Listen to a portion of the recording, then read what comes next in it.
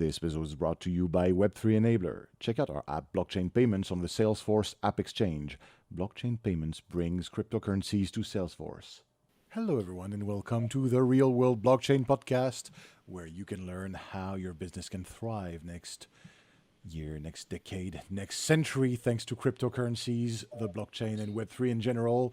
I'm Gauthier Lamotte, your host, and I'm blessed to have my two partners in crime today, Zoe Brederman and Niles Lee Smith. Hi, guys. Hey, how are you? I'm great. Today's news are a bit technical and a bit emotionally loaded, so that's a special episode. Vitalik Buterin, the first news of the day, is proposing an Ethereum gas model overhaul. So this was something that we have been waiting for quite a long time. Ethereum was extremely innovative when it came out, but because there were new generation blockchains, of course, it could benefit from an overhaul. Guys, what do you know about that one? Yeah, so right now, like Ethereum is using two different, I guess, like we'll call them models for gas payments. Mm-hmm. One is the transaction and one is for storage that was introduced, I don't know, like a few months ago. I believe it was I-559, which we call blobs. And that was primarily for roll-ups and layer twos to go and have their own little special place. So to store data on Ethereum. And now he is proposing through EIP 7706 to have something that is now a third option for call data, where now it's almost the inverse, right? Is that like one is putting information onto Ethereum and the other is pulling it out. Allow me to ask the question with a bit of fear in my voice. Does that mean that we're having a third transaction model, or does that mean that this... Okay, so this is not going to replace the two previous ones, right? This is an inclusion. Okay.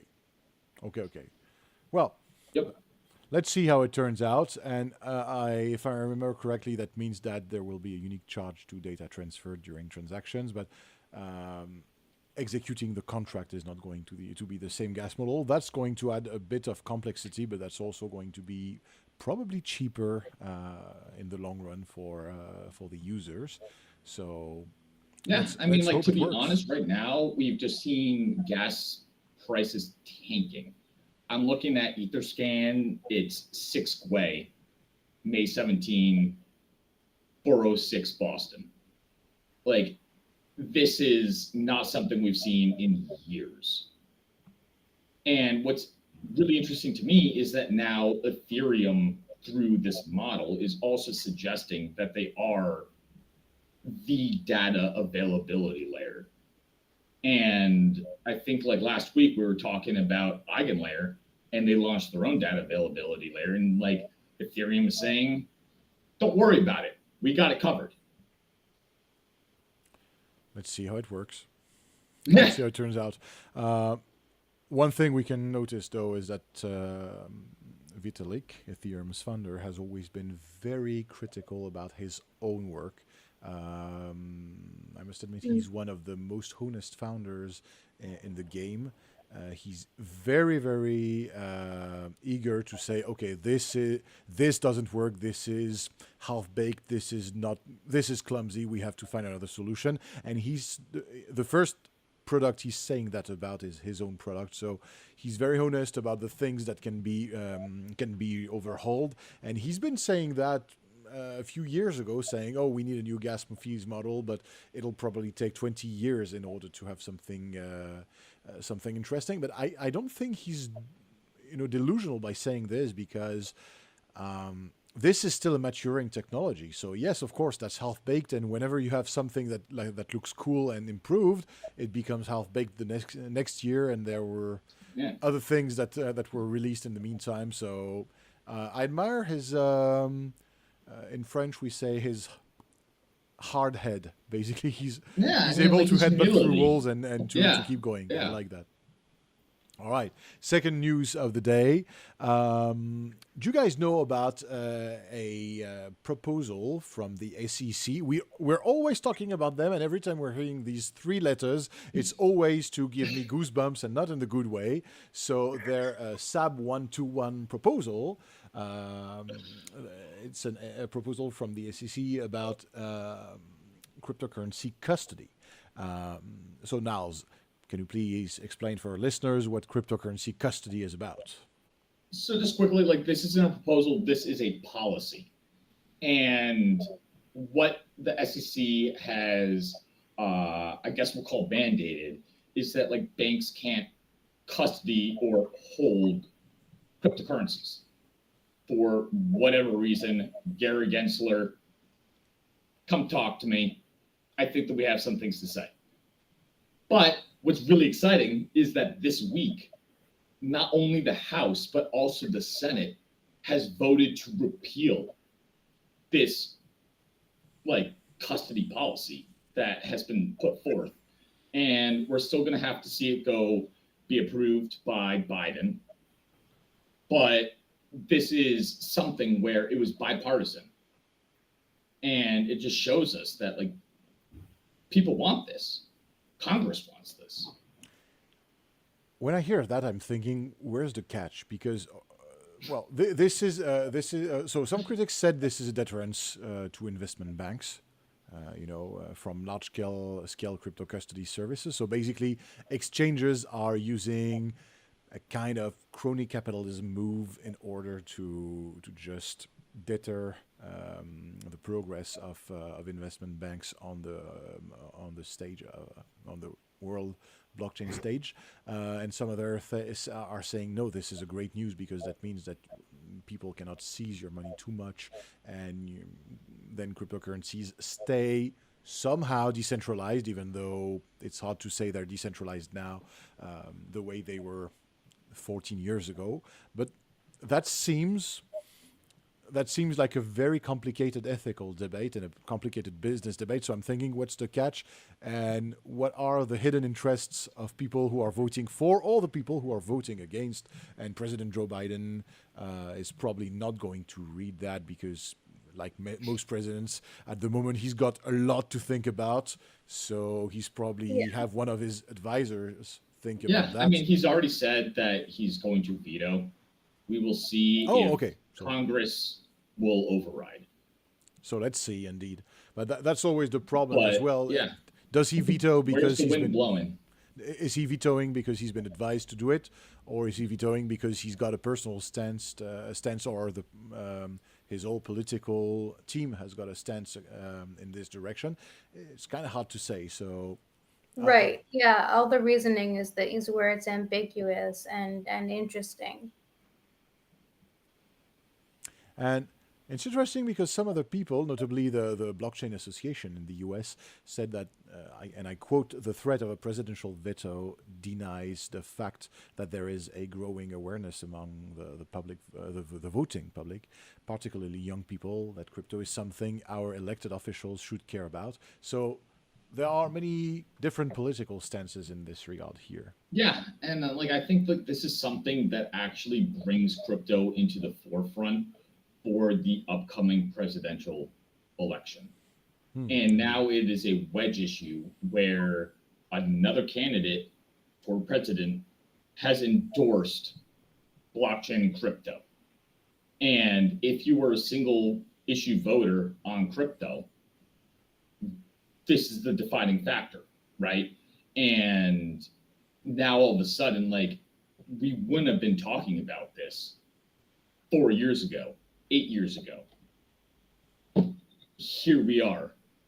Yeah, the good thing is that we're talking about cryptocurrencies in Congress, and now the question is not, is it going to be legal? Is it something legit or not? The question is, how can it be made more legit? And I don't think any of the two presidential candidates that you guys are going to have in the U.S. are going to change that. That basically they're going to debate over how they want to regulate that, but certainly not whether or not this is becoming mainstream. The mainstream era has begun. That's it. It's here. We're here. Yeah, we've been here. Yeah.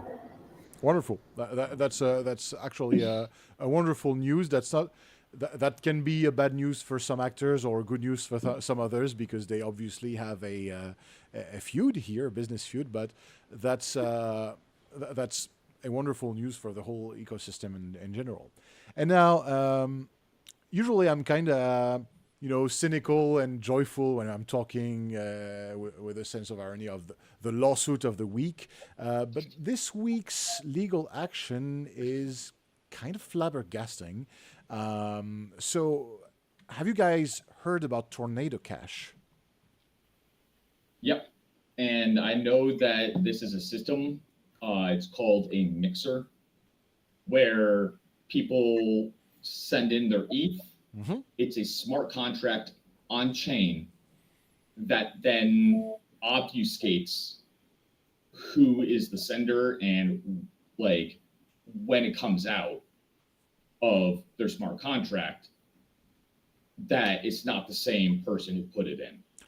For the record, in August 2023, so something like almost a year ago, a Texas judge had validated in August sanctions from the Department of Treasury in the United States against Tornado Cash because, basically Tornado Cash was blacklisted, and that means U.S. citizens and U.S. companies were forbidden to use these services because of the potential money laundering issues. And so now we're learning that members of the Tornado Cash team are facing quite significant prison time. We're not talking about the 4 months of like a symbolic slap on the wrist, because if you give me if you give me huge dividends, I'm okay to face 4 months in prison. For CZ. Yeah. For $1 million dollars in dividends, I'm completely okay to go to prison for 4 months. That's not a cool period in prison, but that's manageable. But for example, the Tornado Cash crypto mixer is facing 64 months in prison. His name is Alexei Pertsev, and Zoe, I think his associate is still to be sentenced, right? I believe so, yeah. All right. So the ruling happened in the Netherlands, and Pertsev was arrested, 2 years ago, and the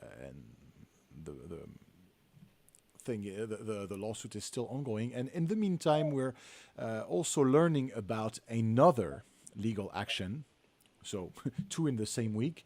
And this huge legal action here is about 2 brothers who were MIT students. And these guys were charged for exploiting Ethereum. They exploited a blockchain bug, and they stole $25 million in crypto. And they are facing up to 20 years in prison. So when you hear about... just like very quickly, I just want to point out that this was not a blockchain bug. Okay. It was through Flashbots, which is the issuer of MEV Boost, where in the mempool, everybody is putting their transactions. It must be ordered, but this is not a Ethereum exploit. Oh, interesting. So would you develop that a bit more for the listeners? Yeah. When you are making a transaction for Ethereum, you are putting this into what is called the mempool, where you, me, Zoe are all sending something, and it has not actually settled or been sent to the Ethereum blockchain yet. These transactions have to be bundled before they are put in as a block, right? Like the block is a bundle of these transactions. What these 2 kids did is that they found an exploit in Flashbot's MEV Boost, where MEV is what is called maximum extractable value, by getting money or value out of the ordering of these transactions in a block. they found that if you could go and send a not illegal but like an invalid block, these transactions would be revealed.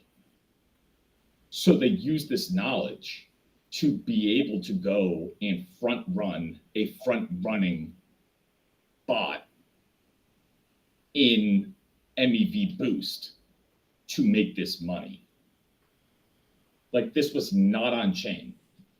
This was an exploit of a bot that I believe it's over 90% of block builders use, which is through flashbots. Fascinating. And so, what do you guys think about these two cases? And also the size of the potential sentences. Well, one thing I'll say about exploitation of vulnerable software in general is that there are parts of the world that are still behind in accepting properly disclosed vulnerability exploitation. So, for example, like an ethical hacker disclosing it ethically. So considering that that's already behind, I imagine that part of the reason for this long sentence is that they're trying to disincentivize people from using it for their own benefits and not ethically, because they're really trying to drive home this point in all types of software. And obviously, Web3, DeFi related software has additional implications that directly relate to release of funds, and so they even want to disincentivize that type of behavior even more. Because again, yeah, I mean, it's just like an ongoing discussion, and they want to make examples of the people who try to take advantage of these systems. Yeah, that sounds like a huge penalty in order to discourage any other person willing to try the same to pull off the same trick. What do you think, Niles? Yeah, I mean, like, this really just comes down to the fundamentals of, is code law?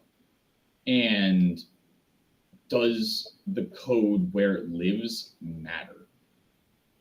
And if we can go and have MEV, and that is an accepted like price to pay when you're using these like dApps, then fine, But like, now all of a sudden, if this code is not on chain and through a third party, which is like, for now, like flashbots, does that change things? And I think that this is something where we're seeing this guy going to prison for 5 years for putting out code.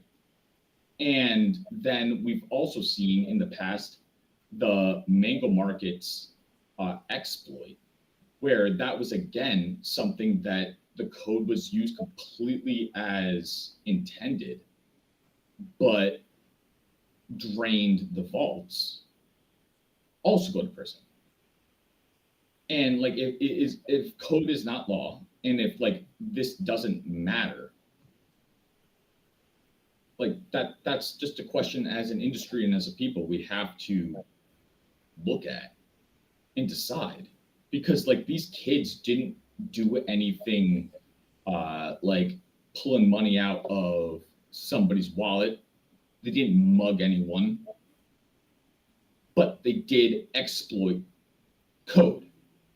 And that like could be seen as something much more malicious than just going and creating something that other people use. And now I'm referencing Tornado Cash again, that like just so happens to be used by illicit activities. Yeah, there's a huge difference between basically crafting something that you didn't use maliciously, but that some other people used maliciously, and doing something that was malicious on purpose. So yeah, I mean, like, they didn't lie. It's not like they went and tried to go and sell apples for twice the value because the guy was blind and they took a 20 when it was like $10. It was a bot. Like, this is all online. This is something that it is code. But now that it's not on chain, and maybe even if it is on chain, like, what are we as a society? That is that's something that also complicated by the fact that they obviously knew that something was wrong. That's true. I mean, naively exploiting a bug is something, but then some things in their file played against the kids. Like wire fraud and like extradition. So like they knew. Yeah. They Googled many things. Usually when there's a case, even it depends on the country, of course, but even when there's a case of murder or something like that, they don't always try to find your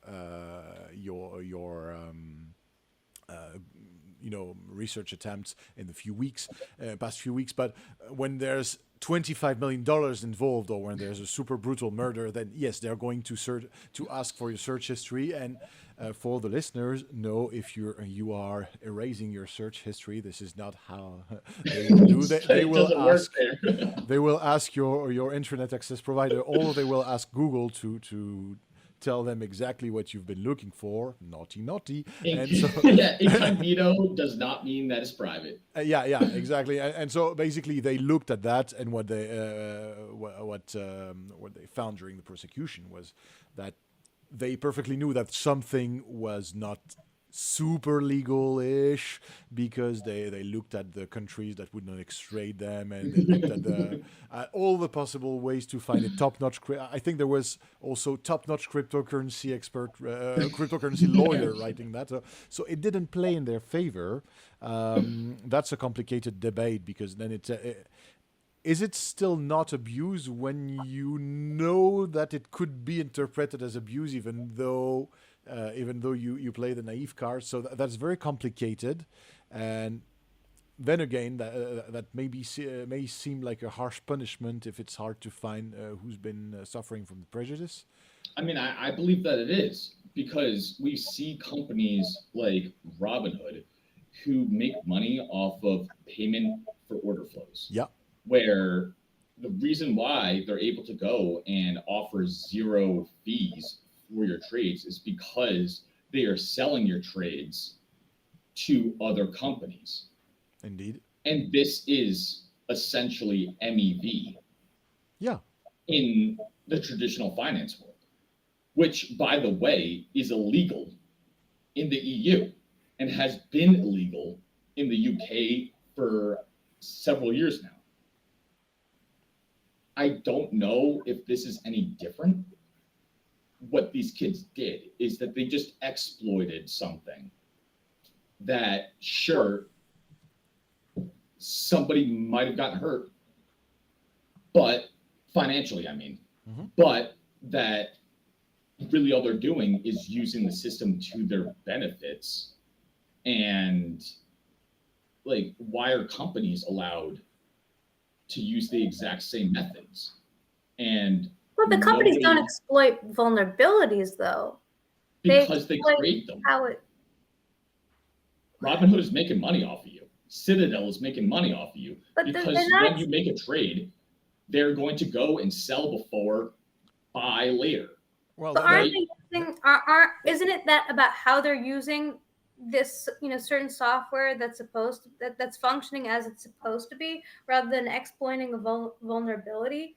Because exploiting a vulnerability is something very specific. So the thing is, they're basically selling to third parties your trading patterns.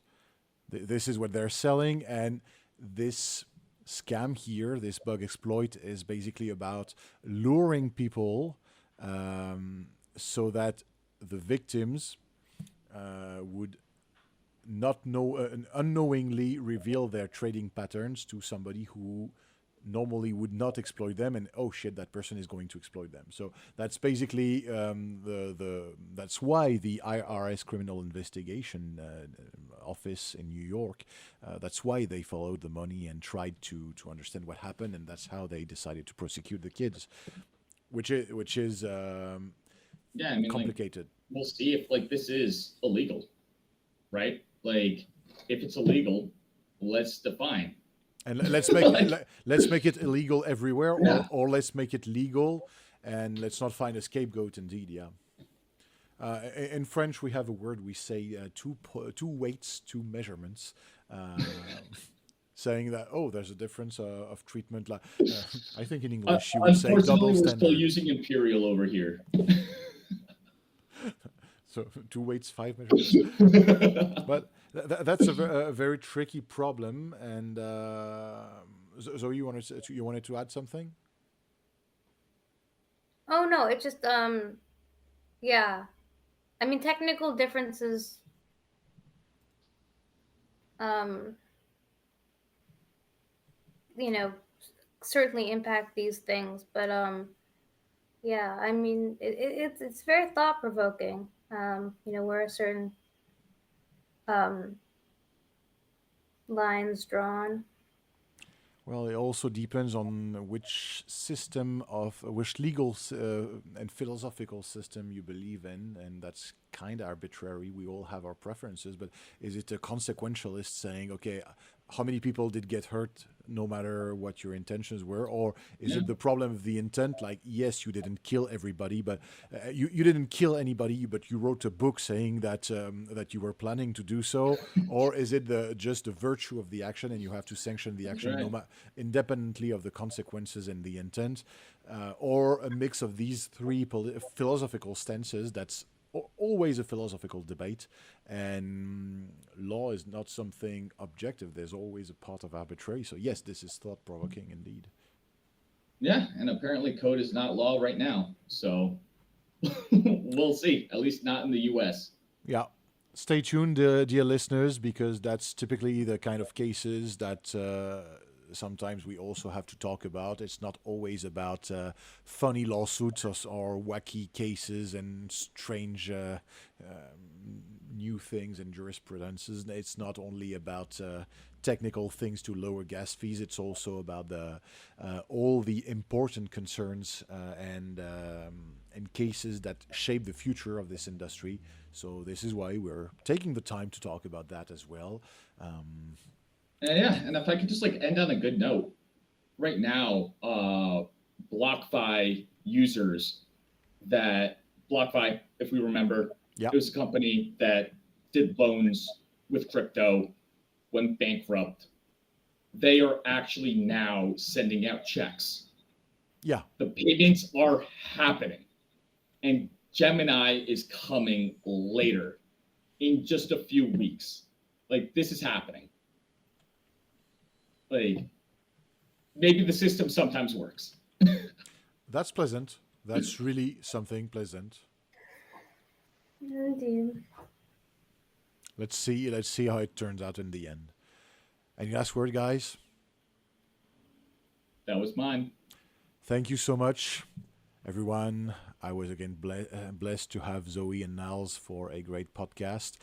This was Real World Blockchain. This episode brought to you by Web3 Enablers Blockchain Payments, the only and first payment apps in cryptocurrencies on Salesforce, with many, many, many new things to announce. I'm not announcing it here, but I'm teasing. Next week, we're going to make a huge announcement on Web3 Enablers channel. Stay tuned, because this is going to be huge. We have so many updates about blockchain payments and about our Salesforce app and many other things to announce. So stay tuned, dear listeners. Bye, everyone. Thank you.